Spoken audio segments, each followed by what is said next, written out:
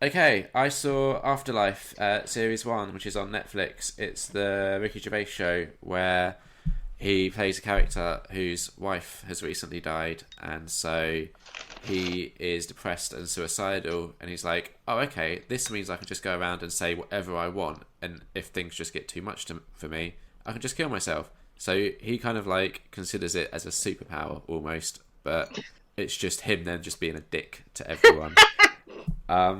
There's only 6 episodes, and me and Kat binged it in like 2 nights. It's very like, once you get started, it kind of like hooks you in quite quickly. Ricky Gervais basically plays his like stand-up on stage persona. Yeah, basically that. The support cast are all really good, especially, hang on, let me get the names. What's their face? Ashley Jensen, who was also in Extras. Yeah, right. The blonde woman. Yes, who's very Scottish. Yeah. She's good. And also David Bradley, who is Finch in the Harry Potter films. Oh, okay.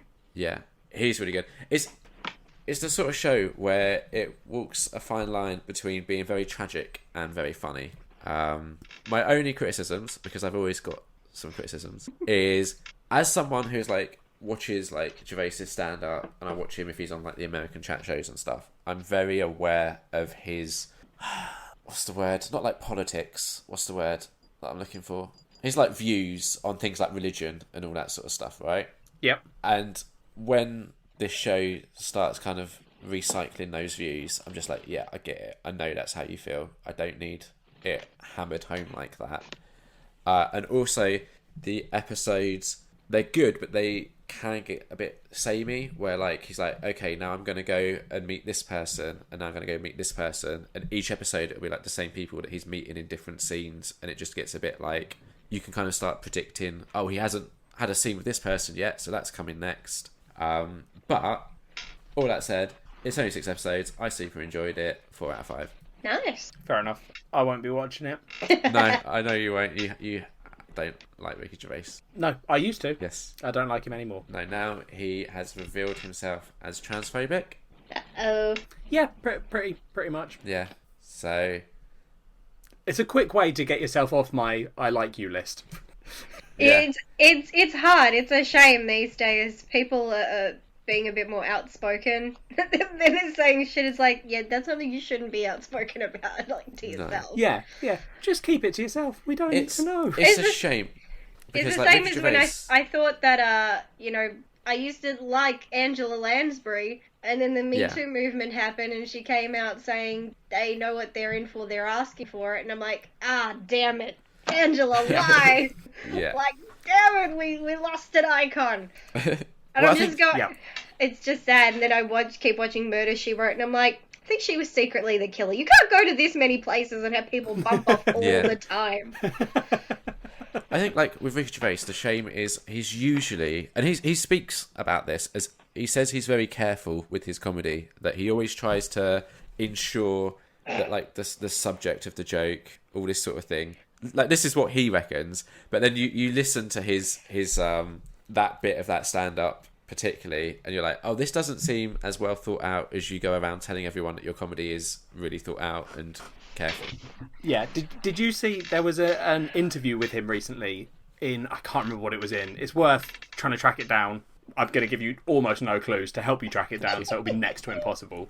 But he was basically being interviewed by this person who wasn't like anti-Gervais, but clearly wasn't his biggest fan either, and was just like talking to him. And Ricky Gervais was saying, well, a lot of my jokes are for smart people, and you've got to like break down the joke because I'm actually taking the piss out of the person that's saying what I'm saying. Yeah. And the guy was like, right, but what about all the people that don't realise that, which is the majority of your fan base who laugh at that joke? Because surely then the joke isn't laugh at this joke, it's laugh at who I'm being. Yeah. And Ricky Gervais is like, oh, yeah.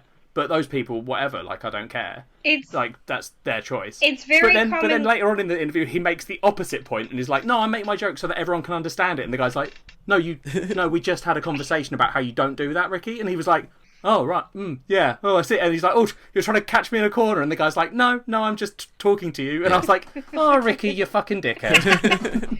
It's very much what they say in comedy, where if you have to explain the joke wasn't... Yes. Yes, exactly. Yeah. And if you have to come out afterwards and be like, no, you're laughing at the wrong bit, then maybe don't make that joke. yeah, it's Afterlife kind of sounds like, I can't even remember the name of the movie now, but it sounds very much like, what is it? The Invention of Lying? Is that what it was called? Yeah, it sounds a lot like that. This person who's just decided he can lie and say whatever the fuck he wants and people are just going to believe him. Sounds very much like that, which basically to me sounds like him just being him in all these films and TV shows. It doesn't sound like he's being a character. It just is like, I'm just going to get on camera and continue to say whatever shit comes out of my mouth and just hope it lands. Yeah, exactly. There's one interesting bit in Afterlife that is like really morally ambiguous that I wasn't expecting. Is it when he's at the playground and he calls the ginger kid some bad names? Oh, okay. No. Is that just morally bad? No, that's just funny. That was my dad who loves Ricky Gervais. Yeah. Was like, I walked down yesterday and he paused it and he was like, you're not going to want to watch it. And I was like, I don't care if you play it while I'm around, it's fine. Yeah. But he was like, I like it, but some of the scenes I am just like, oh, okay, well, that's not funny, that's just you being a dick. Yeah. And like, Ricky Gervais didn't used to just be a dick, he used to be funny, like you said. Like the old stuff where it was kind of more thought out, it felt like. I don't know. Well, this is why... So my dad was like, that scene specifically, my dad was like, that's just him being mean to a kid. Like, that's not funny. That's just being a douchebag. Yeah, it's because he always says that he can justify all of his jokes, which is why I would love to hear him, like, I would love to hear you and him sit down and discuss, like, especially that routine, just because I would love to hear him try to justify it. But that's the whole... that's the whole issue. If a joke is good, you don't have to justify it. If you have to justify everything you're saying, you probably said some shit you shouldn't. Exactly. You know, like Jimmy Carr is known for offensive jokes. That's his entire shtick. And I used to watch his stuff, and you're watching and you're like, I shouldn't be laughing at this, but goddamn it, it's actually quite funny.